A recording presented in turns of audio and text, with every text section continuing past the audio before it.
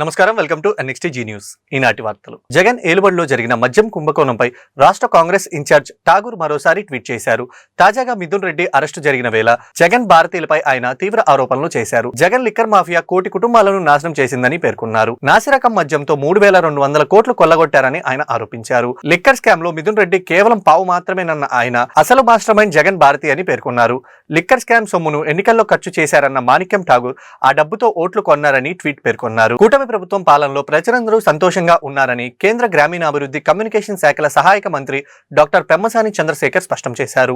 అర్హులైన వారందరికీ ప్రభుత్వం సంక్షేమ పథకాలు అందిస్తున్నామని వివరించారు. ఏడాది పాలనలో రాష్ట్ర అభివృద్ధి, ప్రజా సంక్షేమం బ్రహ్మాండంగా కొనసాగుతుందని పేర్కొన్నారు. స్థానిక 43వ డివిజన్లో జరిగిన సుపరిపాలనలో తొలి అడుగు కార్యక్రమంలో కేంద్ర సహాయక మంత్రి పెమ్మసాని చంద్రశేఖర్, గుంటూరు పశ్చిమ ఎమ్మెల్యే గల్లా మాధవి, గుంటూరు నగర మేయర్ కోవెలమూడి రవీంద్ర పాల్గొన్నారు. ఈ సందర్భంగా 43వ డివిజన్ ప్రజలు వీరికి బ్రహ్మరథం పట్టారు. ప్రతి గడపకు అపూర్వ స్వాగతం పలికింది. ఇంటింటికి వెళ్లి కూటమి ప్రభుత్వం ఏడాది పాలనలో అమలు చేసిన సంక్షేమ పథకాల అభివృద్ధి గురించి ప్రజలకు వివరించారు. స్థానికంగా ఎదుర్కొంటున్న సమస్యల గురించి ప్రజలను అడిగి తెలుసుకున్నారు. ఆయా సమస్యలు సకాలంలో పరిష్కారం చెప్తామని అనంతరం పెమ్మసాని చంద్రశేఖర్ మీడియాతో మాట్లాడుతూ సూపర్ 6 పథకాలు పేదల జీవితాల్లో వెలుగులు నింపుతున్నాయని అన్నారు. గుంటూరు ప్రగతి శరవేగంగా కొనసాగుతుందని వివరించారు.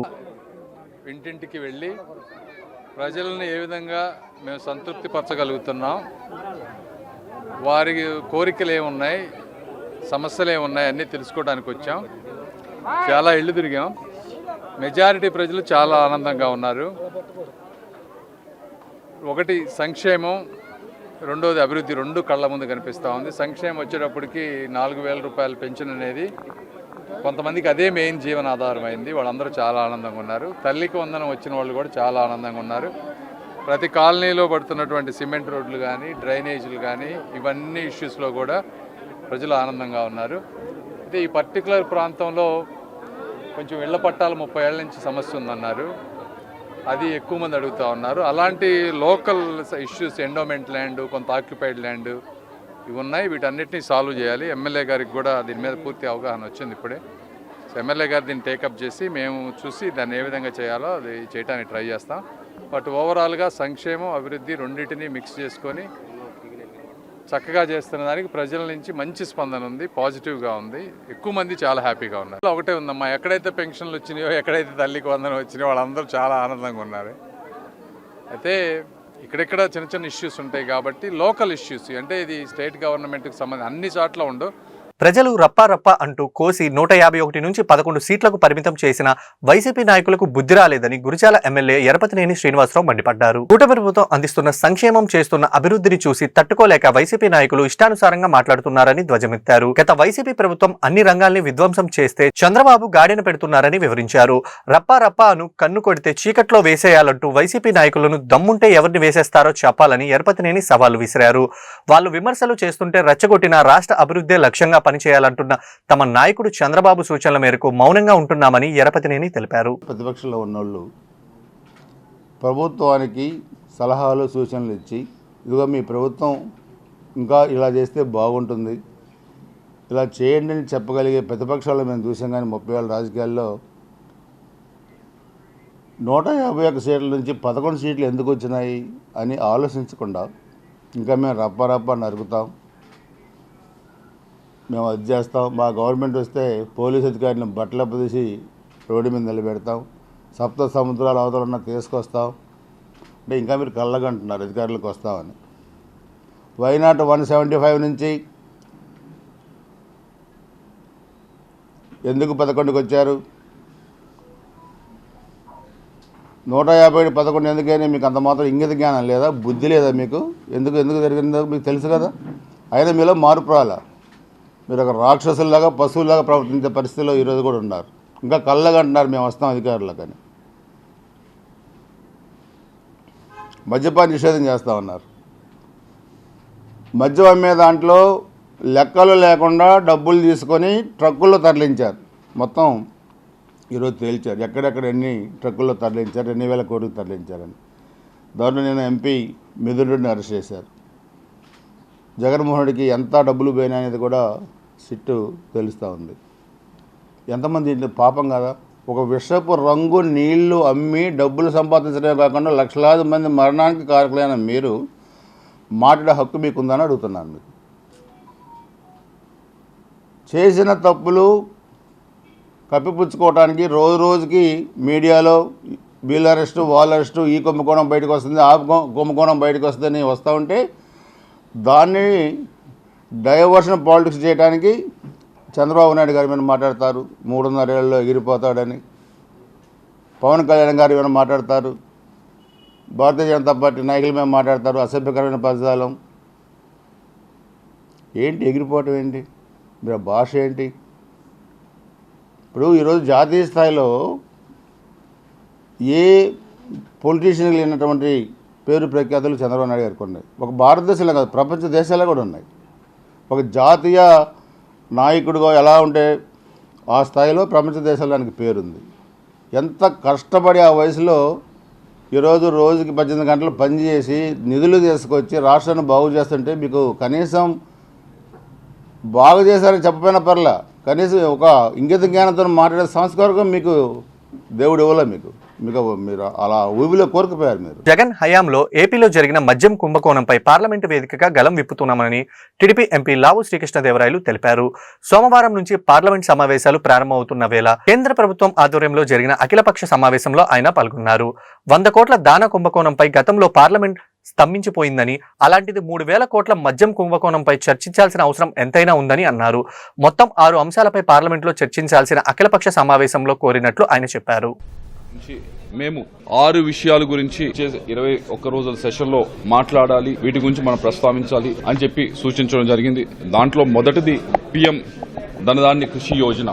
దాన్ని ఆంధ్రప్రదేశ్ వైపు నుంచి తెలుగుదేశం పార్టీ దీని గురించి మాట్లాడదలుచుకుంది. ఈ స్కీమ్ వల్ల ఆంధ్ర రాష్ట్రానికి ఎంతో బెనిఫిట్ ఉంది. టొబాకో అయితే కానీ, మిగతా ఇతర పంటలు అయితే కానీ, అలాగే మ్యాంగో అయితే కానీ చిత్తూరులో, వీటన్నిటి కూడా రాష్ట్ర ప్రభుత్వం వైపు నుంచి ఇన్వాల్వ్ అయింది, కొంది ఆ రేట్ని నిలబెట్టింది. అయితే కేవలం రాష్ట్ర ప్రభుత్వమే కాదు, కేంద్ర ప్రభుత్వం వైపు నుంచి కూడా వారు కూడా దీనిపైన దృష్టి సాధిస్తే ఇంకా బాగా ఉంటుందనేది మా ఉద్దేశం. కాబట్టి దీనిపైన ఈ పిఎం ధనధాన్య కృషి యోజన పైన డిస్కషన్ చేయాలి అని చెప్పి సూచించడం జరిగింది.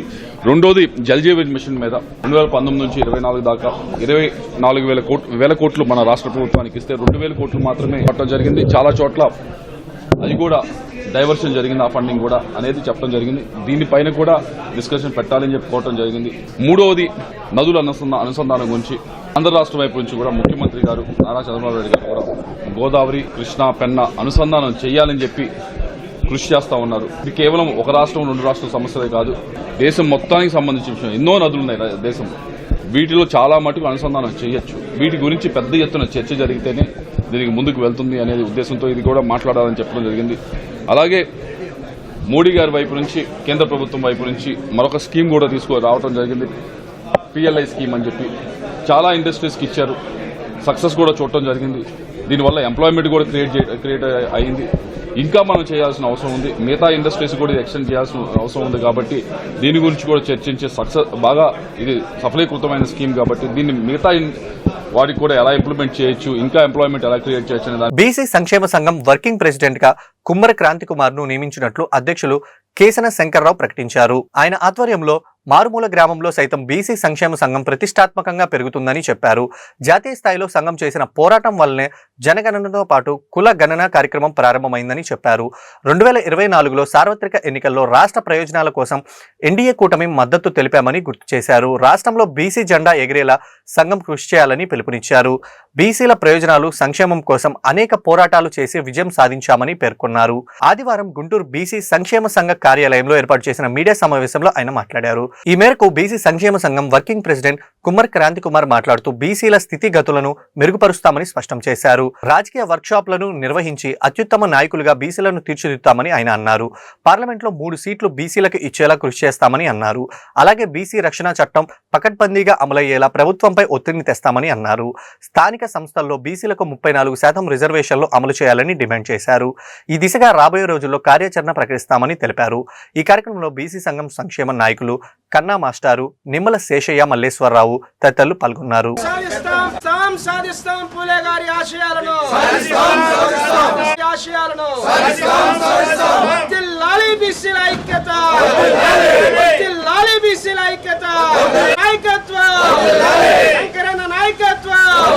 నాయకులు అందరితో సమిష్టిగా చర్చలు జరిపి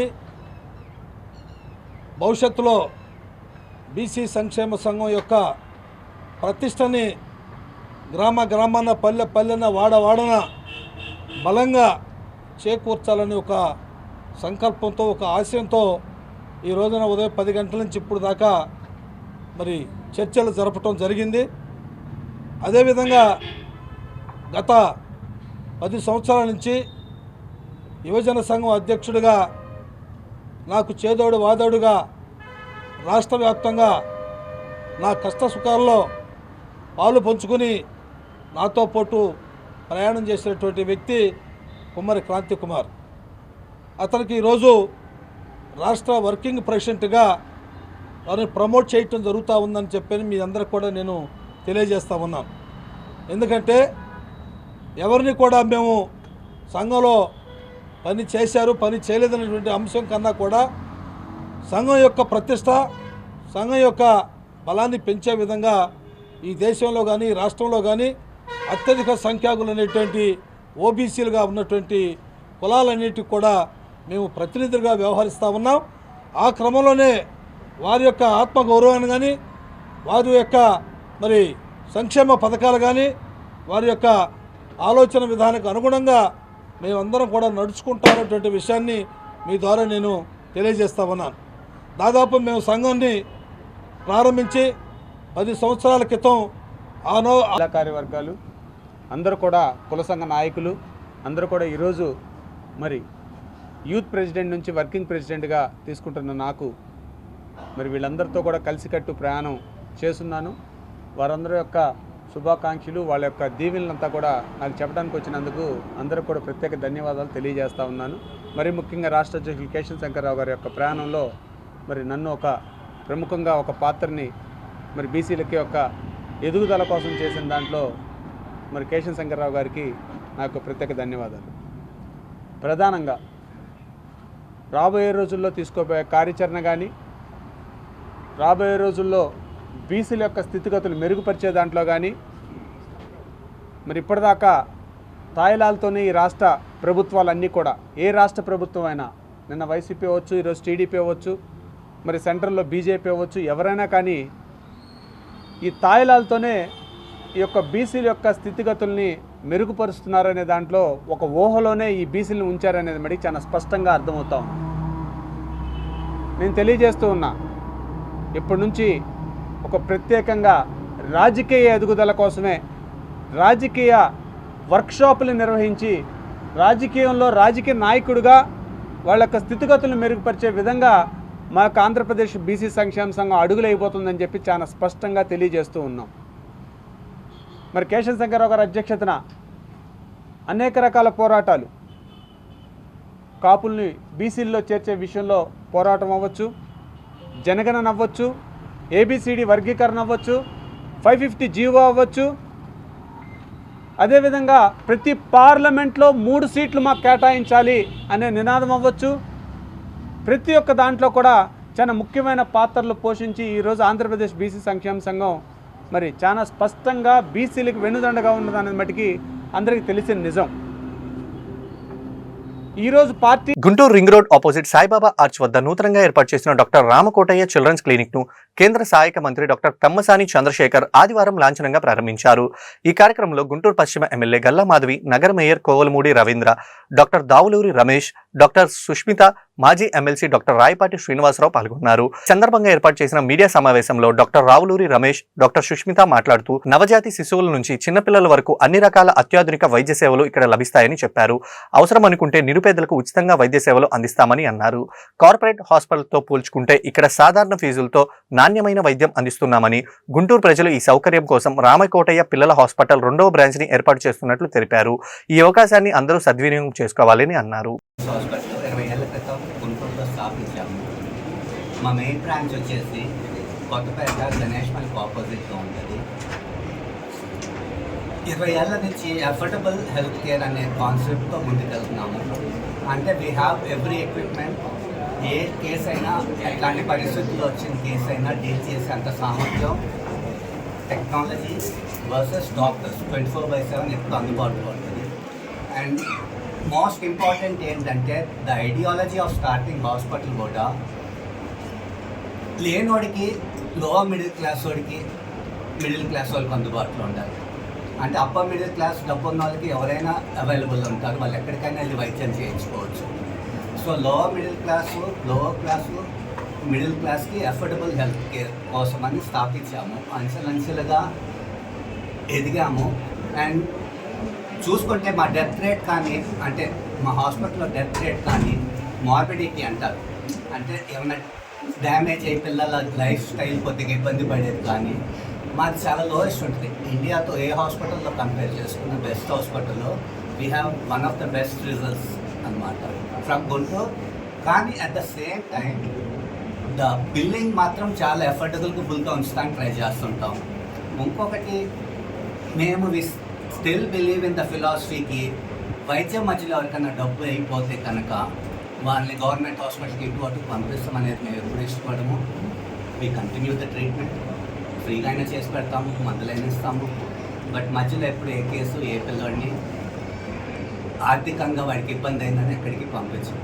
సో నా ఇప్పుడు సెకండ్ కాన్సెప్ట్ కింద 2 టౌన్కి అంటే స్ప్రెడ్ చేద్దాము the good work we are doing and complete paediatric health care అనేసరికి పీడియాట్రిక్ అంటే మీరు ఏమనుకుంటారంటే జబ్బున్న పిల్లలు వస్తారు, జబ్బున్న పిల్లలకి జబ్బులకి వైద్యం చేస్తే సరిపోయింది అనుకుంటారు.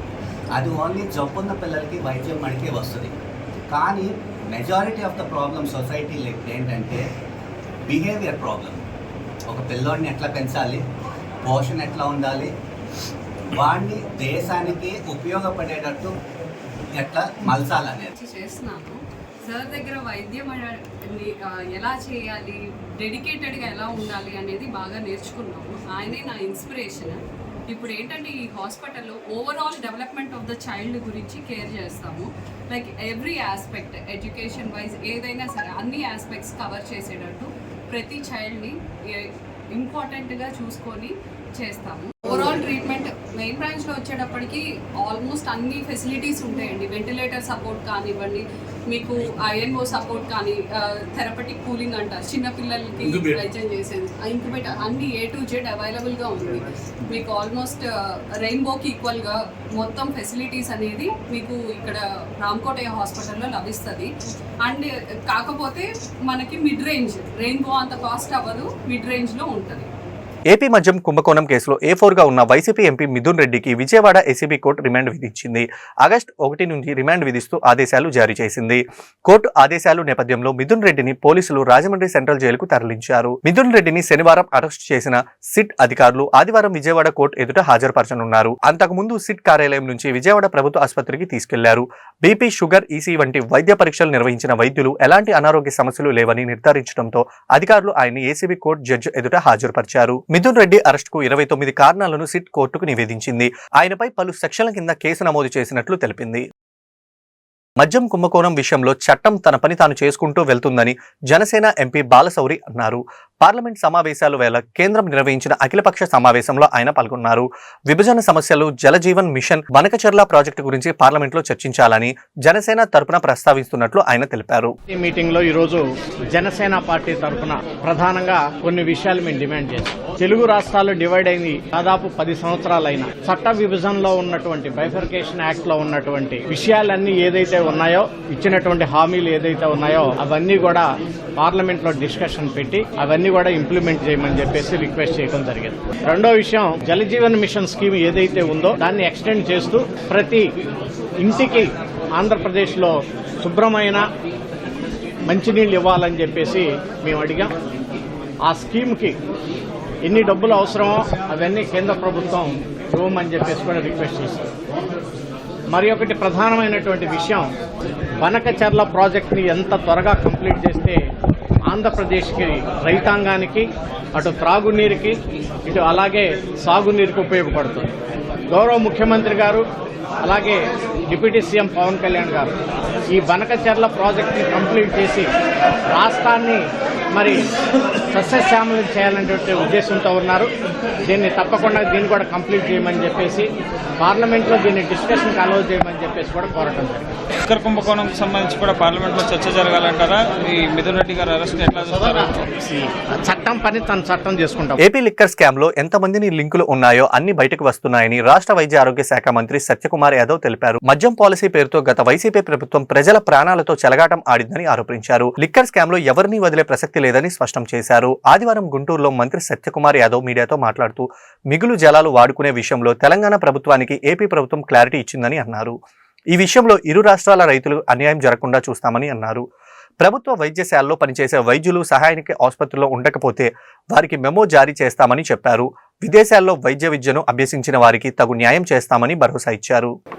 ఎవరుండబోతున్నారు, ఎవరికెవరికి సంబంధాలు ఉన్నాయో ఏపీ లిక్కర్లో గతంలో వాళ్ళ ఖజానా నింపుకోవడం కోసం ప్రజల ఆరోగ్యంతో ఆటలాడి ప్రజల్ని ఒక దుర్భర పరిస్థితుల్లోకి నెట్టివేసిన ప్రతి ఒక్కరూ కూడా వాళ్ళ ఖజానా నింపుకోవడం కోసం వారందరూ ఖచ్చితంగా చట్టపరిధిలో శిక్ష అనుభవించాల్సిందే. ఎవరికొరికి లింకులు ఉన్నాయనే విషయం బయట ఇప్పటికే ఛార్జ్షీట్లో చాలా వరకు ప్రస్తావించారు. ఇప్పుడు 12 మంది దాకా ఇప్పటికే జైల్లో మగ్గుతున్నారు, నిన్న జరిగిన అరెస్ట్తో సహా. కాబట్టి దీంతో సంబంధం ఉన్న ప్రతి ఒక్కరు కూడా ఇంకోటి వైపు రాష్ట్ర ఖజానాన్ని కొల్లగొట్టడం కాకుండా రెండో వైపు ప్రజల ఆరోగ్యంతో కూడా ఆడుకున్నారు. వారి జేబుల్లోంచి ఖర్చు పెట్టించేసి వాళ్ళు ఇవాళ వేల మంది చనిపోవడానికి, కొన్ని లక్షల మంది అనారోగ్యం బారిన పడడానికి కారణమయ్యారు. కాబట్టి ఈ ప్రకృతి క్షమించదు, ప్రభుత్వం కూడా ఉపేక్షించదు. రద్దు చేసుకోకపోతే మాత్రం పోరాటం చేస్తామంటున్నారు తెలంగాణ సీఎం రేవంత్ రెడ్డి. ఏం చెప్తారు?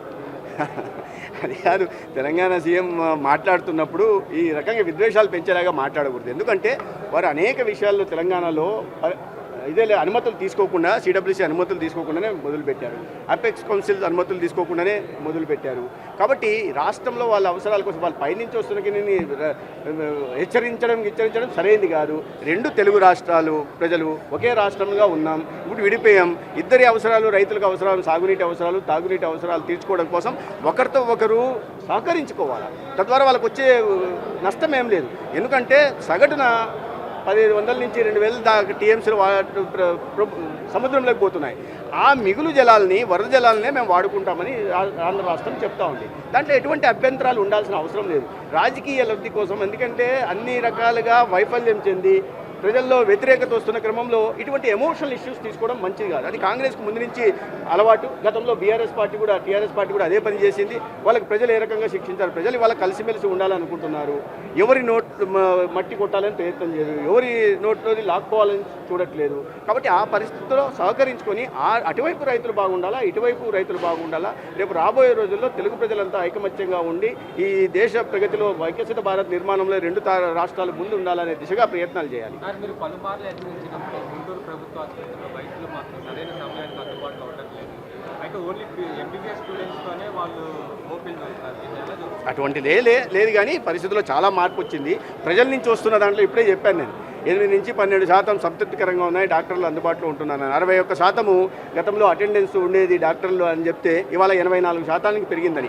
అయినప్పటికీ రాజశేఖర్ రెడ్డి ముస్లిం మైనార్టీలకు కల్పించిన 4% రిజర్వేషన్ల వల్ల మైనార్టీలకు మేలు జరిగిందేమీ లేదంటూ పెమ్మసాని చంద్రశేఖర్ రెడ్డి మాట్లాడటం అవివేకానికి నిదర్శనమని గుంటూరు తూర్పు నియోజకవర్గ వైఎస్ఆర్ కాంగ్రెస్ పార్టీ ఇన్ఛార్జ్ షేక్ నూరి ఫాతిమా అన్నారు. ఈ సందర్భంగా గుంటూరు తూర్పు నియోజకవర్గం వైఎస్ఆర్ కాంగ్రెస్ పార్టీ కార్యాలయంలో ఏర్పాటు చేసిన మీడియా సమావేశంలో ఆమె మాట్లాడారు. పెమ్మసాని చంద్రశేఖర్ కు వాస్తవాలు తెలియకపోతే గూగుల్లో ఆయన వెతికి తెలుసుకోవాలని సూచించారు. వైఎస్ఆర్ తీసుకువచ్చిన 4% రిజర్వేషన్ల వల్ల ముస్లిం మైనార్టీల జీవన స్థితిగతులు మార్పు చెందాయని చెప్పారు. ఉద్యోగ ఉపాధి రంగాల్లో ముస్లిం మైనార్టీలు అభివృద్ధి చెందారంటే వైఎస్ఆర్ కల్పించిన 4% రిజర్వేషన్ వల్లనేనని గుర్తు చేశారు. ఇప్పటికైనా వైఎస్ఆర్ ముస్లిం మైనార్టీలు కల్పించిన 4% రిజర్వేషన్లు కొనసాగుతూనే ఉంటుందని అన్నారు. కూటమి ప్రభుత్వంపై ప్రజల్లో తీవ్రమైన వ్యతిరేకత మొదలైందని ఆమె అన్నారు. కూటమి ప్రభుత్వం చేసిన చర్యలకు తప్పనిసరిగా ప్రతీకార చర్య ఉంటుందని చెప్పారు. వైఎస్ఆర్ పై అనుచిత వ్యాఖ్యలు చేసిన పెమ్మసాని చంద్రశేఖర్ గొయ్యి ఆయనే తవ్వుకుంటున్నారని ఆమె అన్నారు. వైఎస్ఆర్ హయాంలో 198 కోట్ల రూపాయలతో అనుమతులు పొందిన శంకర విలాస్ ఫ్లైఓవర్ ను 98 కోట్లకు కూటమి ప్రభుత్వం కుదించిందని చెప్పారు. ముఖ్యంగా నిన్న పెమ్మసాని చంద్రశేఖర్ గారు మన గుంటూరు తూర్పు నియోజకవర్గానికి నందివెలుగు ఫ్లైఓవర్ మరి శంకుస్థాపన చేయడానికి ఇక్కడికి వచ్చారు. అయితే పెమ్మసాని గారు నాకు తెలిసి ఇండియా మొత్తంలో ఆయన కేంద్ర మంత్రి. ఆయన మాట్లాడేటప్పుడు వాస్తవాలు తెలుసుకొని మాట్లాడాలని మేము ఆయన్ని కోరుకుంటున్నాం. ఎందుకంటే చంద్రబాబు నాయుడు గారు ఓన్లీ స్టేట్ వరకే మాట్లాడితే వెళ్తుంది, కానీ ఈయన మాట్లాడేది ఈ కంట్రీ మొత్తం చూస్తుంది. ఆయనకి వాస్తవాలు తెలియకుండా, వాస్తవాలు తెలుసుకోకుండా ఏ విధంగా వైఎస్ రాజశేఖర్ రెడ్డి గారు 4% రిజర్వేషన్ మైనారిటీల కోసం మంచి చేయటానికి ఆయన తీసుకొని వస్తే అది జస్ట్ చేస్తాను అని చెప్పి తీసుకొని వచ్చారు, కానీ అది కోర్టులో ఉందని చెప్తున్నారు. ఒక్కసారి పెమ్మసాని గారికి వైఎస్ఆర్సీపీ పార్టీ వాళ్ళు చెప్తే అర్థం కాదేమో, లేకపోతే వైఎస్ఆర్సీపీ పార్టీ వాళ్ళు చెప్తే అది అబద్ధం అనుకుంటారు. ఒక్కసారి గూగుల్ సెర్చ్ చేయండి, మీకు కూడా తెలుస్తుంది. ఎందుకంటే 4% రిజర్వేషన్ అనేది కొనసాగుతానే ఉంది. దానివల్ల ఎంతో మంది లబ్ధి చేకూరారు, ఎంతో మంది మైనారిటీలు పెద్ద పెద్ద చదువులు చదివారు, ఎంతో మంది మైనారిటీలు ఉద్యోగాలు చేస్తున్నారు. 4% రిజర్వేషన్ ఇంకా ఇంప్లిమెంటేషన్లోనే ఉంది. గతంలో చంద్రబాబు నాయుడు గారు కూడా మొన్న 2024 ఎలక్షన్స్ ముందు మేము 4% రిజర్వేషన్ తీయము, మేము దాన్ని ఇంప్లిమెంట్ అయ్యే విధంగానే చూసుకుంటా వస్తాము అని చెప్పుకొని వచ్చారు. ఒక్కసారి అది కూడా తెలుసుకొని మాట్లాడండి. గతంలో మైనారిటీలకి అండగా ఉంటానని చెప్పి ఈరోజు నిజంగానే మైనారిటీని ద్రోహం చేసిన వాళ్ళు పెమ్మసాని గారు, అలాగే ఇక్కడ ఉన్న మా అన్నయ్య నజీర్ గారు. ఎందుకనంటే వక్ఫ్ బోర్డు గురించి వచ్చినప్పుడు మాట్లాడలేదు. అలాగే ఈరోజు జరిగేదాన్ని వైఎస్ రాజశేఖర రెడ్డి గారిని మీరు చెప్పినా చెప్పకపోయినా మైనారిటీలు గుర్తు పెట్టుకుంటారు. ఎందుకంటే మీరు చెప్పినంత మాత్రాన అది ఇంప్లిమెంటేషన్లో లేదు, మీరు చెప్పినంత మాత్రాన అది ఇంప్లిమెంట్ కాకుండా పోదు. ఒకవేళ నిజంగానే అది కోర్టులో ఉందా, అది మంచి పనే, మరైతే తీసుకొని రండి, బయట తీసుకొని రండి. ఒకవేళ మీరు చేయాలనుకుంటే మాట ఇవ్వడం వరకే కాదు, నిలబెట్టుకోవడం కూడా తెలుసుకోండి. ఈ కూటమి ప్రభుత్వాన్ని మేము కోరుకుంటుంది ఒకటే, మీరు మాట ఇవ్వడం కాదు, నిలబెట్టుకోవడం కూడా. అది ఒకే ఒక కుటుంబానికి చెందుతుందని చెప్పి వైఎస్ జగన్మోహన్ రెడ్డి గారు ఏ విధంగా. ఈ వార్తలు ఇంతటితో సమాప్తం. తిరిగి మరో బులెటిన్లో మళ్ళీ కలుద్దాం. నమస్కారం.